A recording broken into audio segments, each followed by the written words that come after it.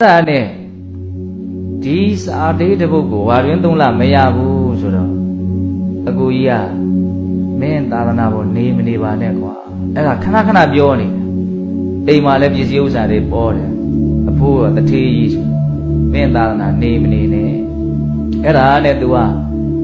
အဲ့လိုလေးပြောတာနဲ့တော့ तू ကလူထွက်ဖို့မစင်သားသေးဘူးသာသနာကို तू ချစ်မြတ်လို့တယ်ရှင်စုလပန်ကဒီတိုင်းပဲနေတယ်ကိုကြီးပြောဆိုခံပြီးတော့နေနေတာအဲ့ဒါတနေ့တော့ဘာဖြစ်လာတော့ဆိုတော့စေးဆရာကြီးဇီဝကမြတ်စွာဘုရားအဲ့ဒီတော့က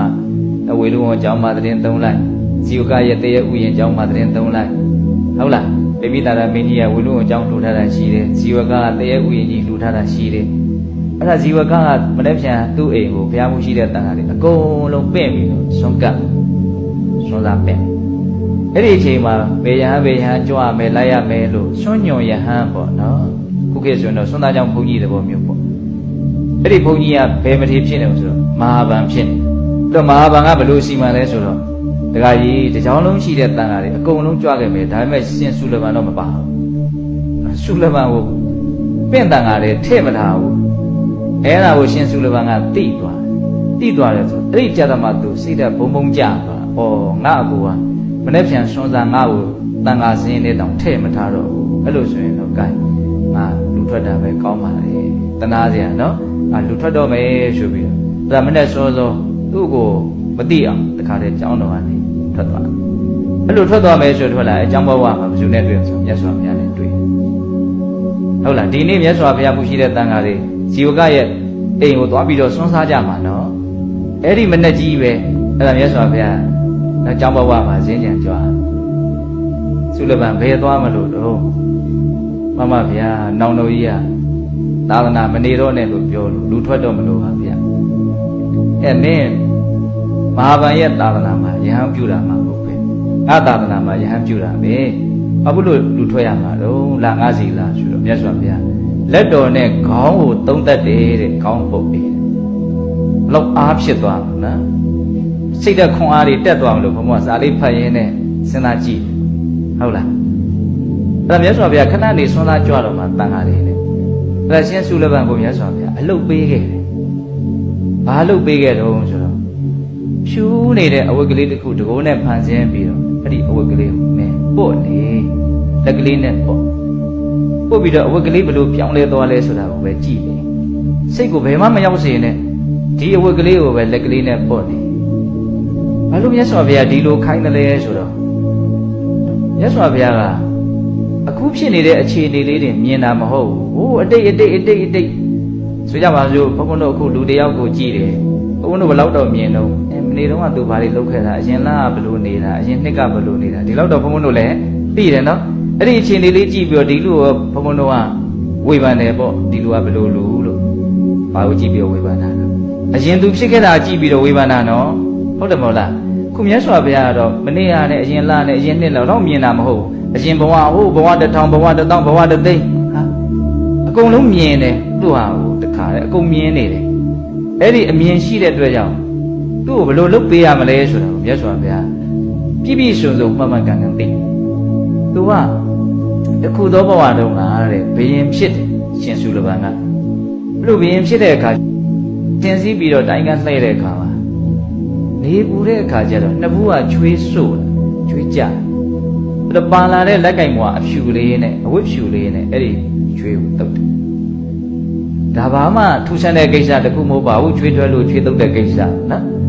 ဒါပေမဲ့ထူးဆန်းတာလေးကဘာလို့ဆိုတော့အဲ့ဒီအဝတ်ကလေးကိုကြည့်ပြီးတော့ပေါ်ပေါက်ခဲတဲ့ဖြစ်ခဲတဲ့အမြင်မှန်ကလေးဖြစ်ပေါ်လာတဲ့သူတန်တမှာအဲ့ဒါဘာလို့ဆိုတော့ကြည်စမ်းစောစောကမှပွေးနေတဲ့အဝတ်ကလေးတန့်ရှင်းနေတဲ့အဝတ်ကလေးဒီခန္ဓာကိုယ်နဲ့ပေါင်းမိတာနဲ့ကိုတော့ရှောင်းညှစ်နှွမ်းသွားတယ်ဖြူရှင်မှုဟာပျောက်ကွယ်သွားပြီညှစ်နှွမ်းမှုဟာအစားထိုးလာတယ်ဘလောက်မှမကြပါဘူးရှင်ပေါ်မှာဆင်းစည်းရင်းနဲ့တွေးနေတာဒါပေမဲ့တွေးတဲ့အကြောင်းအရာကတော့ခပ်ပေါ်ပေါ်အကြောင်းအရာတခုမဟုတ်ဘူးနော်ဘယ်ထိသူကဆက်ပြီးတော့တွေးမိတော့မြင်မိတော့လောကမှာဘာမှတည်နေတာမရှိပါလားသူ့ဘဝတည်းမကဘူးမြင်နေရတဲ့အနေအထားတွေအကုန်လုံးကိုပါသုံးသပ်တယ်နော်အကုန်လုံးကပါတော့ရက်နေတာတည်နေတာဘာမှမရှိဘူးသွားနေတာပြောင်းလဲနေတာပြီးဆုံးနေတာ ဝမှာဒါပဲအမှန်တရားပဲကိုဘယ်ရမှရက်တည်နေတာမရှိဘူးဘာလေးမှဆုပ်လိုက်เสีย၊ကင်လိုက်เสียမရှိဘူးဒါဆုပ်ကင်မဲ့လို့တော့ဒါမဟုတ်တော့ဘူးဒီပြန်ဖြစ်နေတတိကြီးလို့ရှိရင်ပို့ပြီးတော့သဘောပေါက်မယ်ဘုံဘုံပြောတာနေကိုဟုတ်လားဘင်းကြီးကအဲ့လိုထိမြင်တာနော်ဘာလို့အခြေခံပြီးတော့မြင်သွားတာတော့လက်ကင်ပေါ်ညင်နွမ်းသွားတာကိုကြည့်ပြီးတော့မြင်သွားတာဟုတ်လားအဲ့ဒါကြောင့်မို့လို့အဲ့ဒီအကြောင်းတရားနဲ့နော်ချိတ်ဆက်ပြီးတော့မြတ်စွာဘုရားအကျိုးရလတ်ကြီးကြီးမားမားတစ်ခုထွက်လာအောင်အခုထပ်ပြီးတော့တစ်ချိန်လုံးကသူမြင်ခဲ့တဲ့အမျိုးအားကောင်းအောင်လုပ်တယ်လို့ဘုံဘွားတော့အဲ့လိုခံစားဒါပေမဲ့ရှင်ဆုလဗန်ကိုယ်တိုင်ကငါပင်ကြီးဖြစ်တုန်းကအဲ့ဒီအဝတ်ကလေးဝတ်တုန်းအဝတ်ကလေးနွမ်းသွားတုန်းကလက်ကင်ဘွားလေးနွမ်းသွားတုန်းကငါဘလို့စိတ်တွေဖြစ်ခဲ့တာလို့ तू သိလားမသိပါဘူးဘယ်သူသိတော့မြတ်စွာဘုရားသိတယ်အဲ့ဒါကြောင့်မလို့ဒီအခြေအနေတစ်ခုကိုမြတ်စွာဘုရားဖန်တီးပေးတာရဇောဟရဏံအော်ညင်နွမ်းသွားပြီမြူတွေတင်သွားပြီမြူအညစ်အကြေးပေါ့နော်မြူဆိုတာမျက်စိနဲ့တောင်မြင်ရတာမဟုတ်ဘူးမျက်စိနဲ့မြင်ရတဲ့မြူလည်းရှိပါတယ်ကပောက်ကြားကနေလေးပါလေးထိုးနေလို့ရှိရင်နော်ပုံသေးသေးလေးတွေလွင့်မျောနေတာသိတယ်မဟုတ်လားတချို့မြူကြတော့မျက်စိနဲ့မြင်ဖို့တောင်ခက်တယ်ကြောင်းတွေပါလေအလုံးပိတ်ထားတဲ့ကြားတွေကပဲလာနဲ့ချီကြားလာပြီရှင်မှန်လေးတွေပါလေးတွေပေါ့ဆိုမြူတွေစားကြည့်လို့တောင်ရဟုတ်လားအဲ့ဒီမြူကအညစ်အကြေးပဲတကယ်ကဟုတ်လားအဆိုတဲ့အစေးတဲ့နဲ့ပေါင်းသွားတော့ဘာဖြစ်သွားလဲကြီးဖြစ်သွားတယ်ပေါ့နော်အညစ်အကြေးတွေဖြစ်သွားအဲ့ဒါလေးကိုမြတ်စွာဘုရားပုတ်ခိုင်းအဲ့ဒါရှင်ဆုလဘန်ကအဲ့ဒါကိုကြိုးစားပြီးတော့လုပ်မြတ်စွာဘုရားသူ့ရဲ့ခေါင်းတော်ကိုလက်နဲ့သုံးသပ်ပြီးတော့မင်းမလို့လူထွက်မှာတော့ဒါလုပ်ဆိုတော့အားတွေဖြစ်နေအတ္တသာနာမှာယဟန်ပြုတာမင်းကိုသာနာမှာယဟန်ပြုတာမဟုတ်ဘူးအားတွေဖြစ်နေသူကဟုတ်လားအဲ့ဒါနဲ့သူကြိုးစားပြီးတော့လုပ်နေတယ်အချိန်တွေကုန်လို့ကုန်မှမသိဘူးအဲ့ဒီအချိန်မှာကျောင်းထဲမှာတန်ခါတဘာမှမရှိတော့ဘုရားမှုရှိတဲ့တန်ခါတွေအကုန်လုံးပဲကြွသွားရအောင်ဆိုတော့ဇီဝကရဲ့အိမ်ကိုဆွမ်းသားကြွသွားကြဒီနေရာကဇီဝကရဲ့တရကူရင်ကြီးသူနေနေတာအဲဇီဝကအိမ်ကြွသွားဇီဝကအိမ်ကြွသွားတော့မြတ်စွာဘုရားအဲ့ဒီမှာစွန့်ဖုံးပေးတော့မှခဏနေလို့ရှိရင်နော်စွန့်ဖုံးပေးတော့မှရှင်ဆုလဘန်အကြောင်းမှာတပါးတည်းကြံရစ်တယ်